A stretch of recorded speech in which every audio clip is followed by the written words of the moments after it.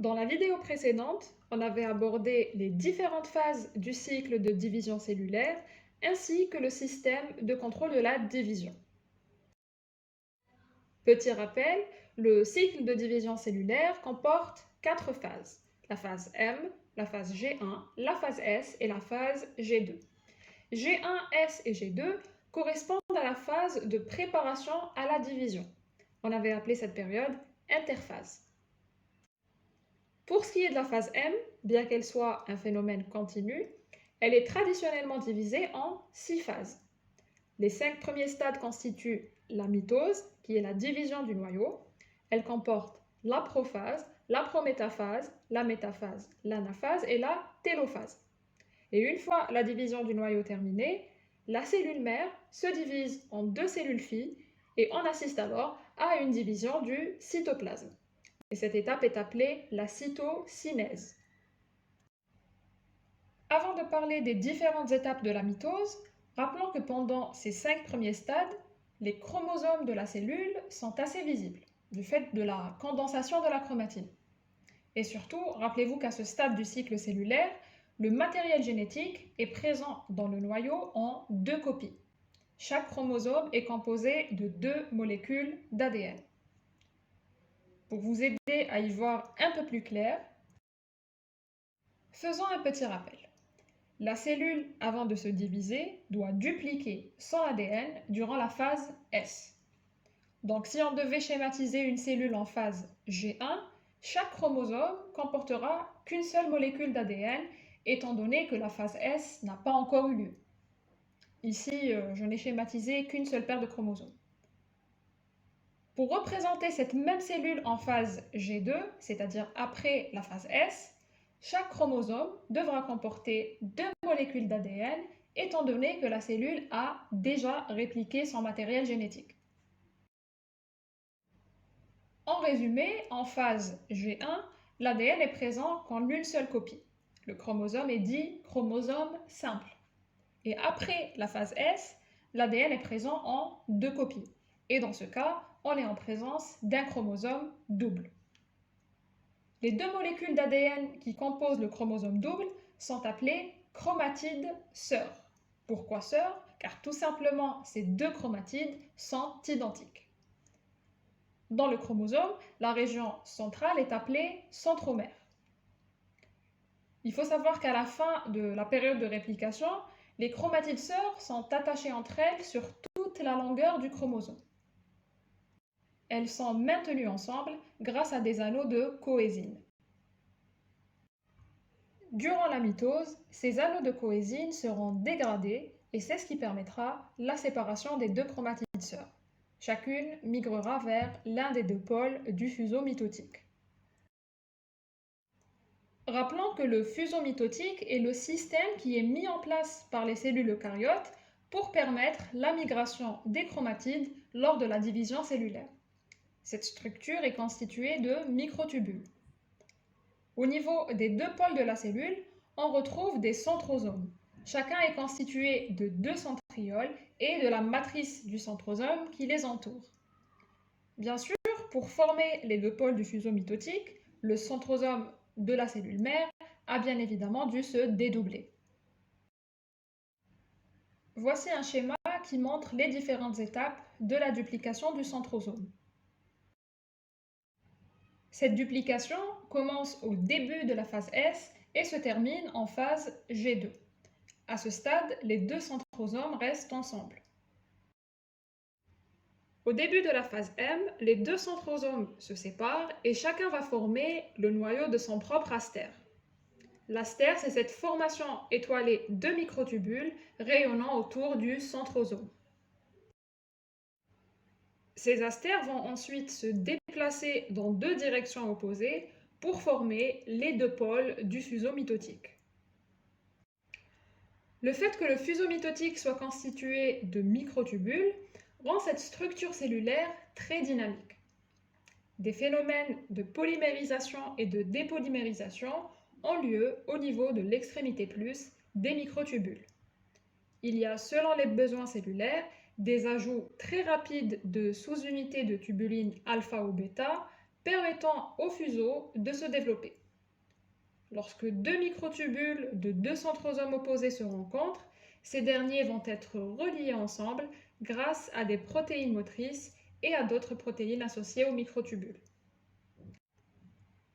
Durant la mitose, la rupture de l'enveloppe nucléaire permettra au fuseau mitotique de rentrer en contact avec les chromosomes.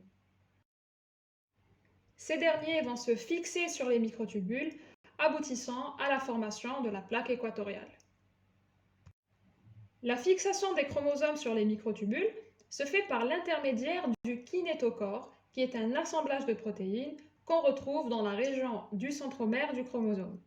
Il existe 2 kinétochores par centromère. Durant l'anaphase, les deux chromatides sœurs se dissocient de façon synchrone et les microtubules du fuseau mitotique les tirent dans des directions opposées vers les deux pôles de la cellule. Cette photographie d'un chromosome observé au microscope à fluorescence met en évidence le kinétochore qui forme une sorte de plaque à la surface du centromère.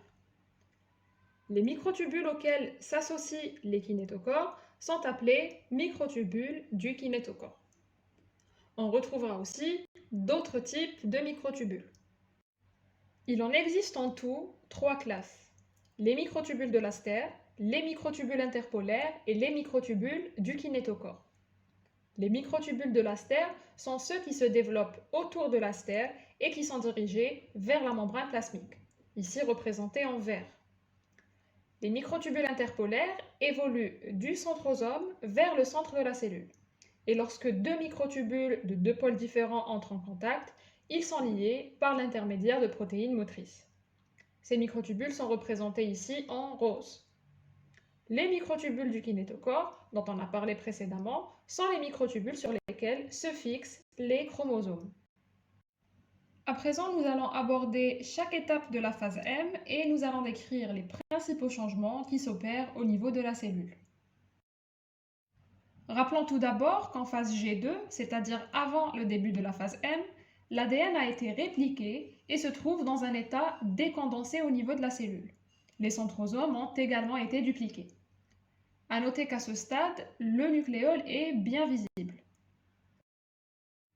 En prophase, l'ADN se condense et chaque chromosome est constitué de 2 chromatides sœurs. Je rappelle que ces chromatides sont maintenus ensemble sur toute la longueur des chromosomes grâce aux anneaux de coésine. Ce qui est représenté en rouge ici, ce sont les kinétochores de chaque chromosome. À ce stade de la division, les centrosomes ont commencé leur migration vers les deux pôles et on constate que l'enveloppe nucléaire est toujours intacte. Il faut savoir aussi que durant la prophase et toutes les phases de la mitose, le nucléole n'est plus visible. En prométaphase, on assiste à la rupture de l'enveloppe nucléaire. À ce stade, les chromosomes s'attachent par l'intermédiaire des kinétochores aux microtubules du fuseau mitotique. Durant la métaphase, le fuseau mitotique rassemble tous les chromosomes au niveau de son centre, formant la plaque équatoriale. En anaphase, les chromatides sœurs sont séparées de façon synchrone et sont tirées vers le pôle du fuseau auquel elles sont attachées. Bien avant, on assiste à la dégradation des anneaux de coésine qui jusqu'alors maintenaient les deux chromatides sœurs ensemble. La dégradation des coésines est due à l'action d'une protéine appelée APC qui est responsable de l'activation d'une autre protéine appelée séparase.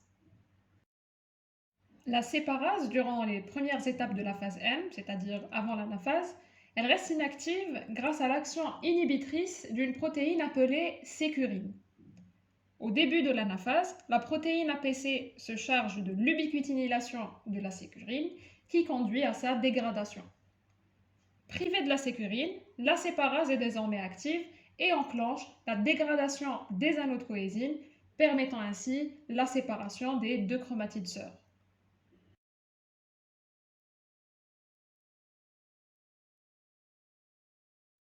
Les chromatides sœurs sont tirées vers les pôles opposés du fuseau mitotique qui commence aussi à s'éloigner vers l'extérieur.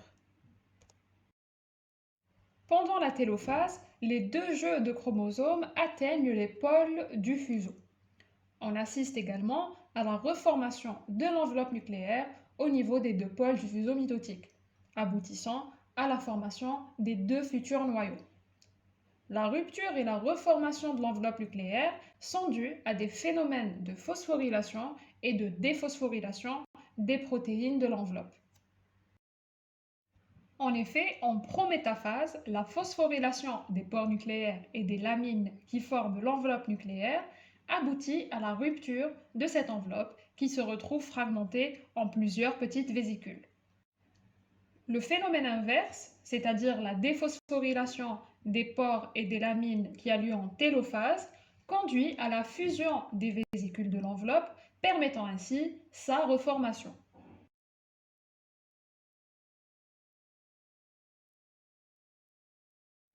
La formation des deux nouveaux noyaux marque la fin de la mitose.